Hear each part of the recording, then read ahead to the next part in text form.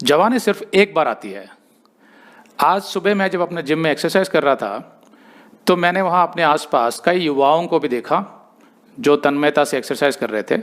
तो वहाँ का माहौल कुछ यूँ होता है कि वहाँ बड़े बड़े स्क्रीन्स लगे हुए हैं जिनमें म्यूज़िक वीडियोस चलते रहते हैं और बहुत ज़ोर से म्यूज़िक बज रहा होता है और उन वीडियोस में जो डांस दिखाए जाते हैं वो देखने में इतने अच्छे नहीं होते हैं। उसमें कुछ हद तक अश्लीलता होती है, अनैतिकता भी होती है।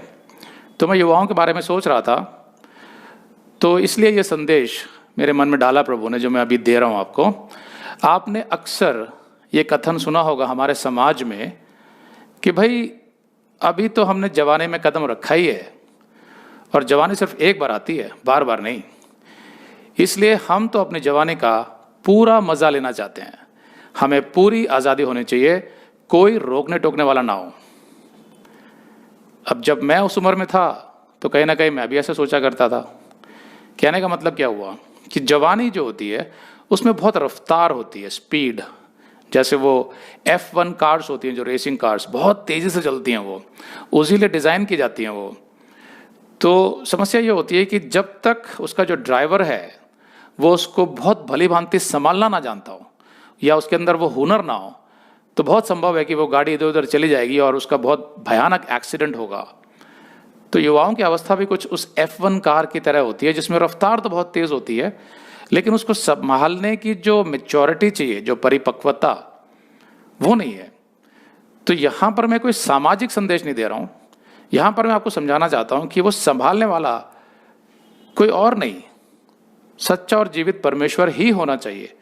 तभी वो आपके जवानी की गाड़ी की रफ्तार को संभाल पाएगा और आपको सही दिशा में ले जाएगा।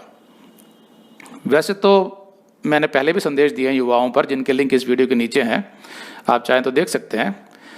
लेकिन यहाँ पर जो ये कथन है जवानी सिर्फ एक बार आती है, ये शैतान भी कहता है युवाओं से और परमेश्वर भी कहता है जवानी सिर्फ एक बार आती है।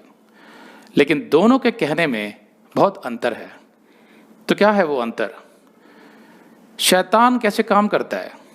शैतान जो परमेश्वर का विरोधी है वो इस समाज के बीच में रहकर काम करता है। वो कोई ऐसी शक्ति नहीं है जो कभी कभी बाहर से आके आपको नुकसान पहुंचाती हो। नहीं, वो इस समाज के अंदर ही रहता है, हमारे बीच में रहता है, शैतान और उसकी दुष्ट आत्माएं, जैसे बाइबल सिखाती हैं। और वो बहुत कुछ इस्तेमाल करता है, विज्ञान का इस्तेमाल करता है, टीवी और फिल्मों का इस्तेमाल करता है, किताबों का इस्तेमाल करता है। हर वो चीज़ जो मनुष्य अपने जीवन में इस्तेमाल करता है अपने जीवन के लिए, उन सभी माध्यमों का इस्तेमाल करके वो समाज को, खासकर युवाओं को, अपनी दिशा में मोड़ रहा है। जबकि परमेश्वर चाहता है कि ये समाज, ये संसार, खासकर युवा परमेश्वर की ओर मुड़े।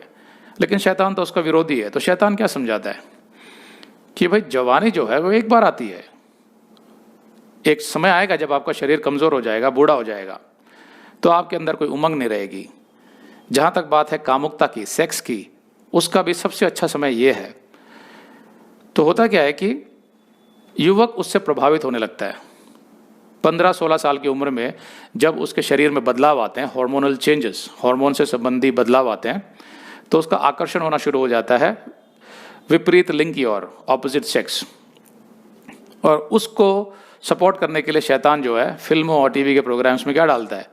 अनैतिकता, ऐसे ऐसे फैशन, छोटे छोटे कपड़े लड़कियों के जो कामुक रूप से आकर्षित करें, या फिर ऐसे संबंध दिखाएंगे युवाओं के जिसमें अनैतिकता होगी, अश्लीलता होगी, उनके किसिंग का स्टाइल, उनके गले मिलने का स्टाइल, उनके देखने का स्टाइल।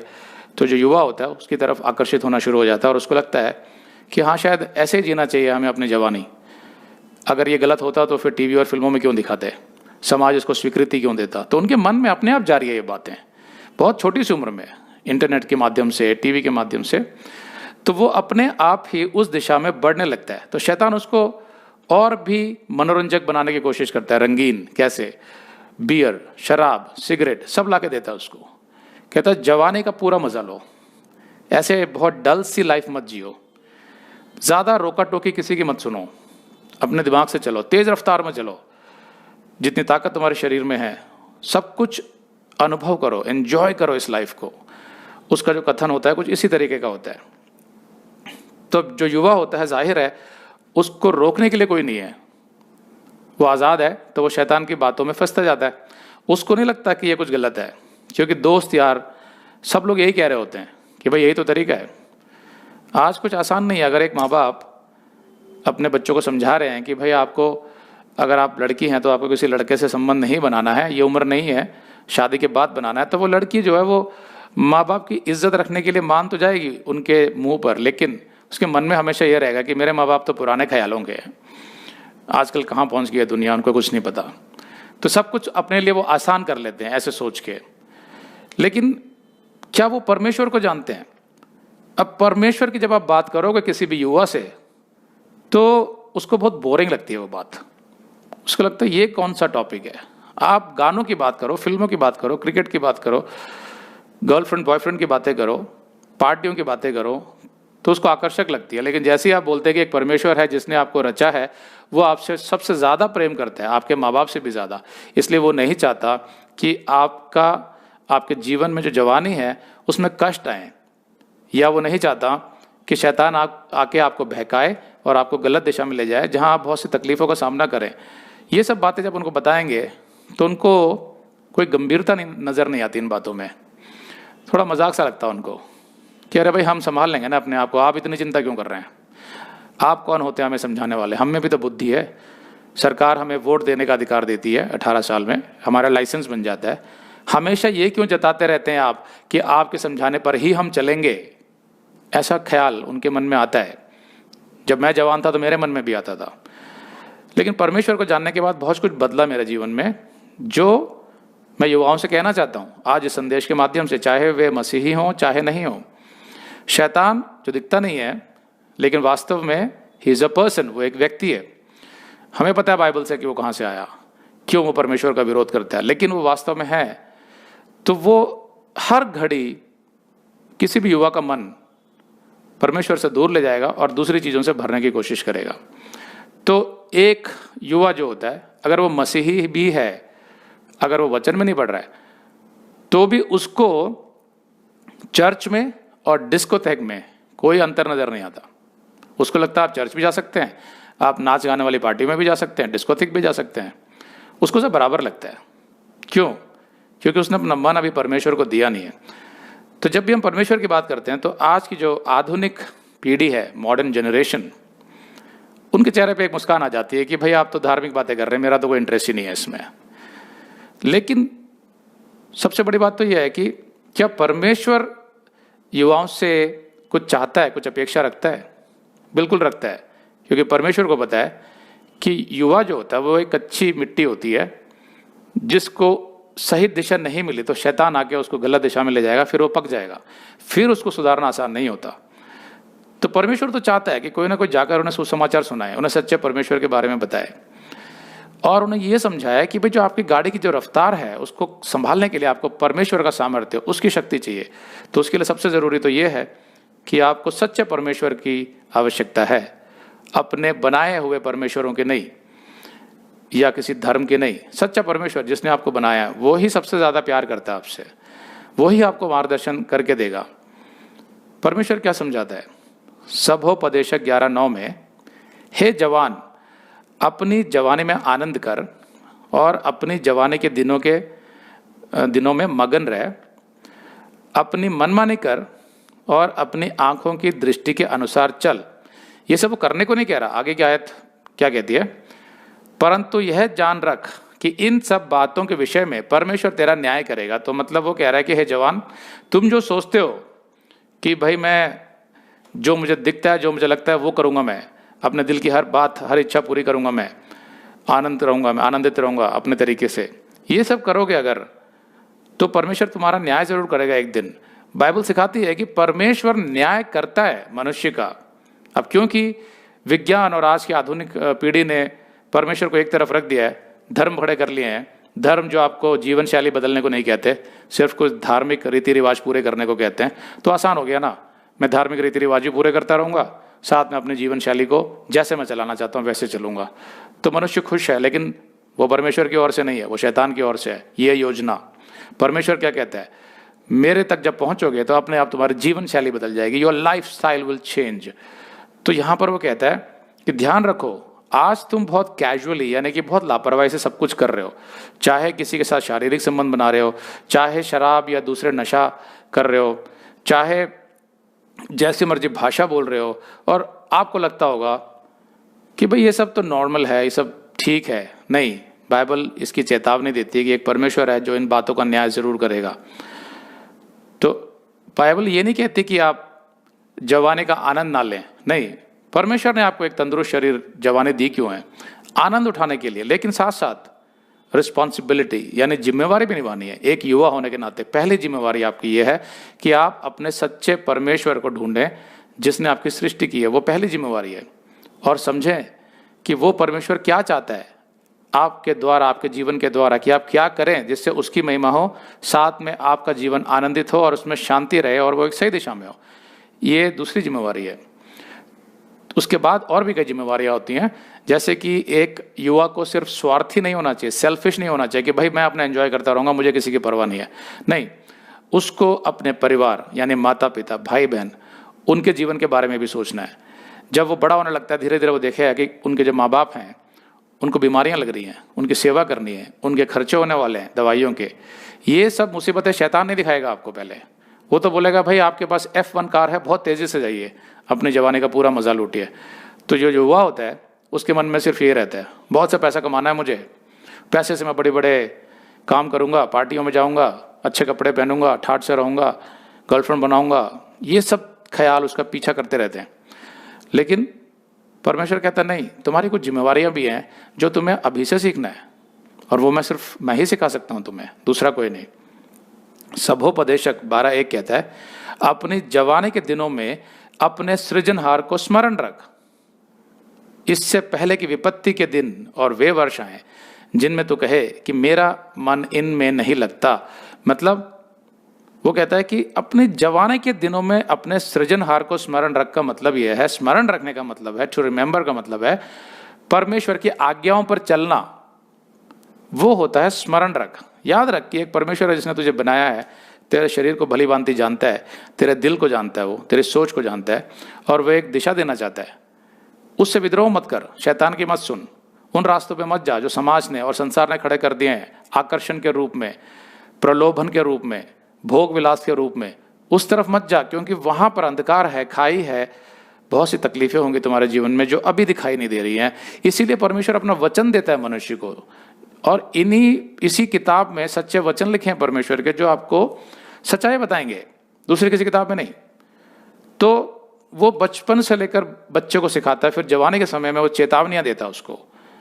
तो ये चेतावनी वैसी है कि अपने जवानी के दिनों में अपने सृजनहार को स्मरण रख, उसकी आज्ञाओं पर चल। जब विपत्ति के दिन आएंगे, एक समय आएगा जब तेरा शरीर ढल जाएगा, बुढ़ापा आने लगेगा, तुझ में चलने की ताकत नहीं होगी, घुटनों में दर्द होगा, दिल के रोग होंगे या दूसरे रोग होंगे, तब तू कहेगा कि मेरा मन परमेश्वर की सेवकाई में नहीं लगता, क्योंकि जवानी में तूने परमेश्वर को जाना नहीं, कोई रिलेशन संबंध नहीं बनाया उससे, तो अब बुढ़ापे में मन नहीं लग रहा है। ऐसी अवस्था मत होने दे, अभी से एक रिश्ता बना ले परमेश्वर के साथ और जीवन भर चलने दे। परमेश्वर कहता है कि मैं तुम्हारे जीवन को बहुत अच्छी दिशा में ले जाऊंगा और तुमको मैं सर्वोच्च यानी बेस्ट देना चाहता हूं। अब बेस्ट की जो परिभाषा शैतान की है और परमेश्वर की है, उसमें अंतर है। शैतान आपको सारे भोग विलास में डाल के बोलेगा ये बेस्ट है, आमोद प्रमोद, फिल्में, टीवी, पार्टियां, सब कुछ, दोस्त यार, घूमना फिरना, ये सब कुछ करके वो बोलेगा कि ये बेस्ट है। लेकिन परमेश्वर कहेगा कि नहीं, वो बेस्ट नहीं है। उस तरह की बेलगाम जिंदगी तुम्हें नरक की तरफ पहुंचा देगी, साथ में तुम्हारे जीवन में बहुत तकलीफें यहाँ पर भी होंगी। ये बहुत साधारण सी बात है कि अक्सर देखा जाता है कि फिल्मों से प्रभावित होकर एक लड़का लड़की शारीरिक संबंध बना लेते हैं, उसके बाद लड़की प्रेग्नेंट हो जाती है, फिर समझ नहीं आता क्या करना है, लड़का उसको छोड़कर चला जाता है। कभी तो लड़की अबॉर्शन करा लेती है, कभी उसको बच्चा हो जाता है, लेकिन उसका जीवन बर्बाद हो जाता है, बहुत बुरी दिशा में चला जाता है। वो लड़का एक के बाद दूसरी लड़कियों के साथ संबंध बनाता रहता है, पढ़ाई में फिर ध्यान नहीं रखता, जिम्मेवारियां नहीं समझ पाते, अच्छी नौकरी की तलाश नहीं करते, इन्हीं सब चीज़ों में लगे रहते हैं। तो क्या होता है, जीवन बर्बादी की तरफ बढ़ रहा है। एक समय के बाद उसका एहसास होगा उनको, जिसके लिए परमेश्वर शुरू से चेतावनी दे रहा है कि उस दिशा में मत जाओ, अपनी जवानी को मनमानी में मत ढालो, कि मैं जो करना चाहता हूं वो करूंगा, नहीं। जो परमेश्वर का वचन कहता है उसको करके देखो तो तुम्हें जीवन में बेस्ट मिलेगा, तुम्हें सब कुछ मिलेगा। मतलब तुम्हें सेक्स यानी कामुकता के लिए शादी के बाद तुम्हारी पत्नी के साथ बहुत अच्छा संबंध होगा। तुमको नशा करने की कोई जरूरत नहीं है। खाने पीने के लिए मैंने इतनी अच्छी चीजें बनाई हैं संसार में जिनका तुम आनंद ले सकते हो। उसके अलावा घूमना फिरना सही भांति से अपने फैमिली के साथ, अच्छे दोस्त जो परमेश्वर से प्रेम करते हैं, आपके जीवन में कोई कमी नहीं होगी। ऐसा मत सोचिए कि आपके जीवन में कोई रस नहीं होगा, कोई रंग नहीं होगा, नहीं। मसीहियों का जीवन बहुत आनंद से गुजरता है। कुछ लोगों को गलत फहमी होती है कि अरे भाई मसीह का मतलब तो ये है कि बहुत डल और बोर लाइफ जीते हैं, वो बस हमेशा बाइबल पढ़ते रहते हैं। नहीं, सब कुछ होता है हमारे चर्चों में, पिकनिक्स, कैंप्स, हम लोग भी पार्टियां करते हैं, लेकिन सीधी सरल सच्ची और अच्छी पार्टियां होती हैं वो। तो कोई बुराई नहीं होती उनमें। एक दूसरे की मदद, एक दूसरे के लिए प्रार्थना करना, एक दूसरे को संभालना जब वो कमजोर हो रहा हो आत्मिक तौर पर, ये सब मसीही जीवन जो है आपको बहुत आनंद देता है, बहुत शांति देता है। पति पत्नी के संबंध, माता पिता के साथ संबंध, संसार से कैसे निपटना है, बुराइयों से कैसे दूर रहना है, ये आपकी आत्मा को, आपके शरीर को, आपके मन को तंदुरुस्ती सर्वदा प्रदान करता है। Always provides you peace, mental peace, spiritual peace, हर तरीके से आप आनंदित रहते हैं। तो ये मत सोचिए कि मसीही जीवन बहुत बोर होता है, नहीं। दूसरा तीमुथियुस 2:22 में पौलुस क्या कहता है तीमुथियुस को? जवानी की अभिलाषाओं से भाग और जो शुद्ध मन से प्रभु का नाम लेते हैं उनके साथ धर्म और विश्वास और प्रेम और मेल मिलाप का पीछा कर।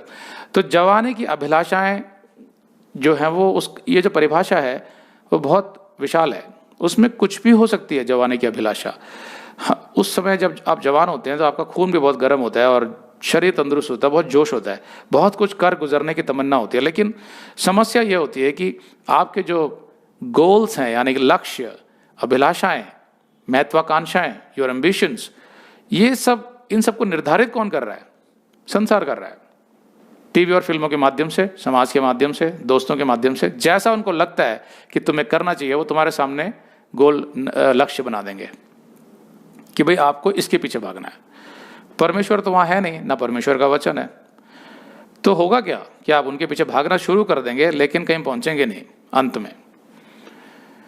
आज मैं सुबह न्यूज़पेपर पढ़ रहा था तो एक बहुत ही दुख की खबर पढ़ी मैंने कि कैफ़े कॉफ़ी डे जो बहुत प्रचलित है, बहुत फेमस है हमारे देश में, जहाँ अच्छी कॉफ़ी मिलती है, बहुत सारे रेस्टोरेंट्स हैं कैफ़े कॉफ़ी डे हमारे देश में।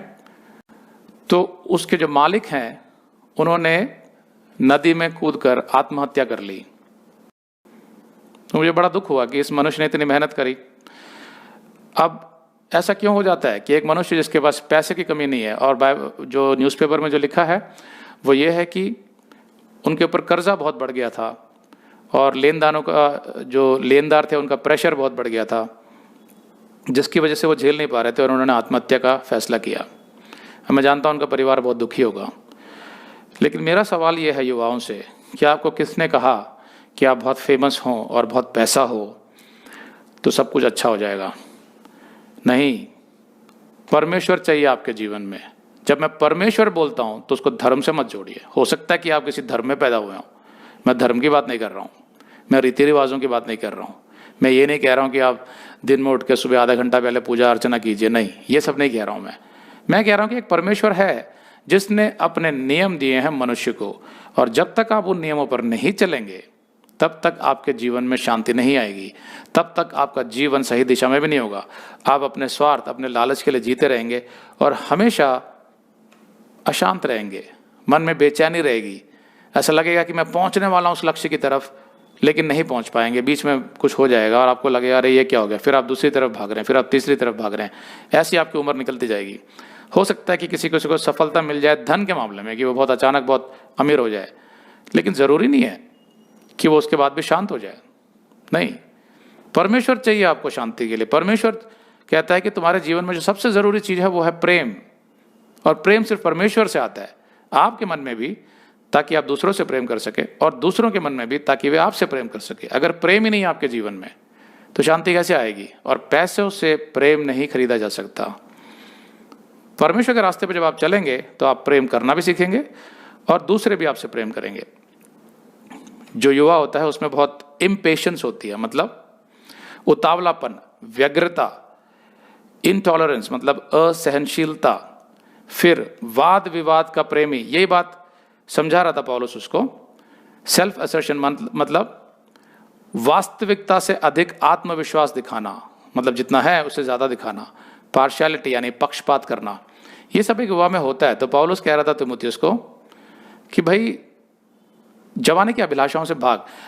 तुम पास्टर हो, तुम्हारे पास एक चर्च है, लेकिन तुम अभी जवान हो, तो तुम्हें बहुत संभल के चलना है और इन अभिलाषाओं से दूर रहना है जो तुम्हें अपनी जिम्मेवारियों से दूर कर देंगे। शुद्ध मन से प्रभु का नाम लेते रहो और उन लोगों के साथ मेल मिलाप करो जो प्रभु के मार्ग पर चलते हैं। फिर यही बात उसने पहले भी बोली थी, पहले तीमुथियुस के 4:12 में, कोई तेरी जवानी को तुच्छ ना समझने पाए, पर वचन और चाल चलन और प्रेम और विश्वास और पवित्रता में विश्वासियों के लिए आदर्श बन जा। तो ये किस लिए बोला उसने, पौलुस ने, कि भाई कुछ लोग कहेंगे कि भाई ये पास्टर तो बहुत जवान है, इसको अभी इतना पता नहीं है, इसको अभी इतनी मैच्योरिटी नहीं है। तो पौलुस तीमुथियुस को प्रोत्साहित कर रहा है और वो कह रहा है कि तू इस तरह वचन पे चल और तेरा चाल चलन ऐसा हो और तेरे अंदर प्रेम दिखाई दे और तेरे अंदर विश्वास दिखाई दे, ताकि तू पवित्रता में दूसरे विश्वासियों के लिए एक आदर्श बन जाए और कोई भी ये ना सोचे कि भाई तू जवान है तो तुमको अभी इतना पता नहीं है, मतलब तुम्हारी जवानी को तुच्छ ना समझे। इस तरह का होना चाहिए तुम्हारा चरित्र। अब जब वो पौलुस तीमुथियुस को ये बात कह रहा है, तो एक तरीके से परमेश्वर हर युवा को ये बात कह रहा है कि जो भी आपको देखे, अगर आप युवा हैं तो आप उनके लिए आदर्श बन जाएं जो परमेश्वर के रास्ते पर चलते हैं। तो मेरा कहने का मतलब यह है कि परमेश्वर युवाओं को ऐसे बांध के नहीं रखना चाहता जैसे कुछ लोग सोचते हैं, लेकिन वो उसके चारों तरफ एक बाड़ा बनाना चाहता है, अ हेज ऑफ प्रोटेक्शन, जिसमें कि वो सुरक्षित रहे, वो घूमे फिरे, एंजॉय करे, सब कुछ करे, लेकिन परमेश्वर के तरीके से अपने पूरे जीवन को परमेश्वर की आज्ञाओं पर चलाएगा, तो उसको जीवन का आनंद आएगा। तब वो सही मायनों में कह सकता है कि मैं जीवन का पूरा मजा ले रहा हूं, जैसे मसीही कहते हैं जो भी वचन के आधार पर चलते हैं। पहले कुरिन्थियों के 6:9 में इसलिए परमेश्वर ने कहा, क्या तुम नहीं जानते कि अन्यायी लोग परमेश्वर के राज्य के वारिस ना होंगे। अन्यायी कौन? धोखा ना खाओ, वो कहता है, ना वैश्यागामी मतलब सेक्सुअल सिन, फॉर्निकेशन, यानी जहां पर एक जवान लड़का और लड़की आपस में शारीरिक संबंध बना लेते हैं, ना मूर्ति पूजक। परमेश्वर धर्म के विरुद्ध है, वो कहता है मनुष्यों के बनाए हुए धर्म जिसमें मूर्ति पूजा भी आती है, उसमें मैं नहीं हूं, क्योंकि वो कहता है कि मैं एक आत्मा हूं, मेरी मूर्ति मत बनाओ, मेरा कोई चित्र मत बनाओ, मुझे आत्मा और सच्चाई में मेरी आराधना करो। तो युवाओं को कहता है कि सच्चे परमेश्वर को ढूंढो, धर्म में मत खोए रहो, धर्म को एक बहाना मत बनाओ ये बोलने के लिए कि मैं बहुत अच्छा हूं, मैं धार्मिक हूं, नहीं, सच्चे परमेश्वर को ढूंढो। आगे कहता है ना परस्त्रीगामी मतलब अडल्ट्री, ना लुच्चे यानी एफेमिनेट, जो अपने आप को पुरुष के शरीर में भी अपने आप को स्त्री समझते हैं, उसके भी विरुद्ध है परमेश्वर, और ना पुरुषगामी यानी होमोसेक्सुअल्स। तो इन सब के लिए परमेश्वर मना करता है। फिर वो कहता है ना चोर, ना लोभी, ना पियक्कड़, ना गाली देने वाले, ना अंधेर करने वाले परमेश्वर के राज्य के वारिस होंगे। किसी भी प्रकार का नशा, किसी भी प्रकार का लोभ, चाहे वो धन का हो, नाम का हो, इन सब से दूर रहने को कहता है वो, सिर्फ युवाओं को नहीं, सबको। और फिर आगे कहता है और तुम में से कितने ऐसे ही थे, परंतु तुम प्रभु यीशु मसीह के नाम से और हमारे परमेश्वर के आत्मा से धोए गए और पवित्र हुए और धर्मी ठहरे। मतलब हर युवा के लिए जो आज भटका हुआ है, किसी मुसीबत में फंस गया है, या वो प्रेग्नेंट है, या उसका एबॉर्शन हो गया, या उसको पश्चाताप हो रहा है, या वो नशे की आदत में पड़ा है, या वो सेक्सुअल सिन कर रहा है यानी कामुकता यानी व्यभिचार कर रहा है, इन सब के लिए समाधान निकाला है यीशु मसीह ने। उसने बोला मेरे पास आओ, मैंने तुम्हारे सारे पाप अपने बलिदान से धो लिए हैं, इसलिए तुम्हें विश्वास करके अपना जीवन मुझे देना है और मेरे बताए हुए मार्ग पर चलने के लिए तैयार होना है। मैं तुम्हारा बिगड़ा हुआ जीवन बहुत अच्छे रास्ते पर डाल सकता हूँ, चाहे आप मसीही हो अभी, चाहे ना हो, लेकिन मसीह ये कर सकता है आपके जीवन में। ये बहुतों का अनुभव रहा है, स्वयं मेरा अनुभव रहा है। उसने मेरे सारे पाप धोकर मुझे सीधे रास्ते पर डाला।